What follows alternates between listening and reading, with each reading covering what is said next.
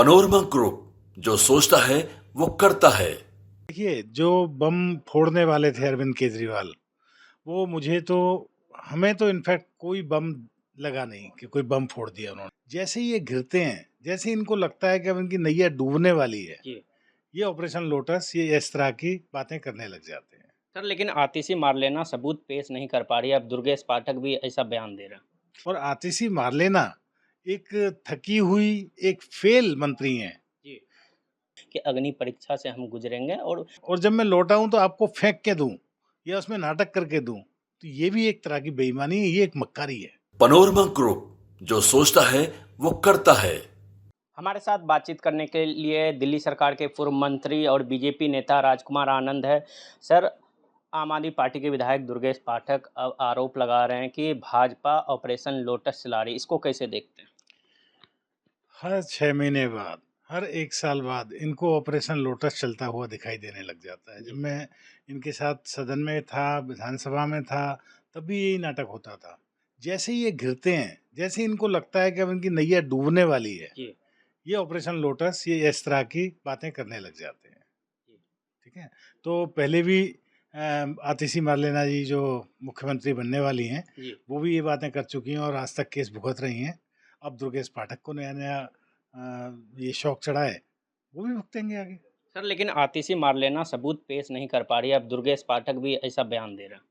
हाँ, तो भुगतेंगे वो भी, कानून तो सबके लिए है। ऐसे कैसे कह सकते हैं? ऐसे तो किसी की भी आप गरिमा को ठेस पहुँचा सकते हैं। सर, दिल्ली की तीसरी महिला मुख्यमंत्री शपथ ग्रहण लेने जा रही है, इसको कैसे देखते हैं? देखिए, जो बम फोड़ने वाले थे अरविंद केजरीवाल, वो मुझे तो हमें तो इनफैक्ट कोई बम लगा नहीं कि कोई बम फोड़ दिया उन्होंने। जब वो कह रहे थे कि मैं इस्तीफ़ा दे दूँगा और बहुत बड़ा तूफ़ान, ऐसा लगा था कि बहुत बड़ा कुछ होने वाला है, लेकिन कुछ भी नहीं हुआ। आतिशी तो सँभाल रही थी, आतिशी मारलेना ही तो उनका काम सँभाल रही थी। और आतिशी मारलेना एक थकी हुई, एक फ़ेल मंत्री हैं। जी। वो पानी में, जल बोर्ड में फ़ेल हुईं। आज 75,000 करोड़ रुपए से ज़्यादा का कर्ज़ में डूब गया जल बोर्ड, जी। जो कभी फ़ायदे में चला करता था। बिजली के बिल आज जो मुफ़्त का बिजली, मुफ़्त का बिजली, मुफ़्त का बिजली करते हैं, उसके इतने बिल आने लगे हैं जिसका कोई हिसाब नहीं है। पीडब्ल्यूडी का हाल ऐसा है, आप मुंडका वाले रोड पर चले जाइए, आपको पता लगेगा कि किस तरह का रख-रखाव है पीडब्ल्यूडी की सड़कों का।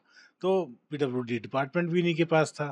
तो ऐसी फेलियर वाली जो मंत्री हैं, उनको मुख्यमंत्री बनाया है, महिला मुख्यमंत्री है, हम उसका आदर करते हैं, महिलाओं का सम्मान करते हैं। लेकिन क्या और डिपार्टमेंट कोई नहीं बदला, एक मंत्री कम लिया, जी। सिर्फ़ इसलिए कि डिपार्टमेंट ना बदले जाएँ। डिपार्टमेंट नहीं बदलने का मतलब होता है कि दाल में काला है। जी।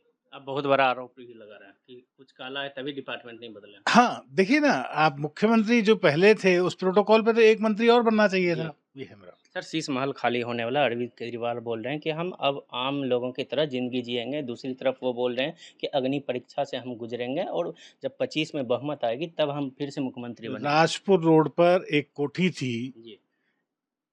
उस कोठी के मालिक जैन साहब थे। जैन साहब ने ₹1 महीने पर वो कोठी देने की पेशकश कर दी थी। जी।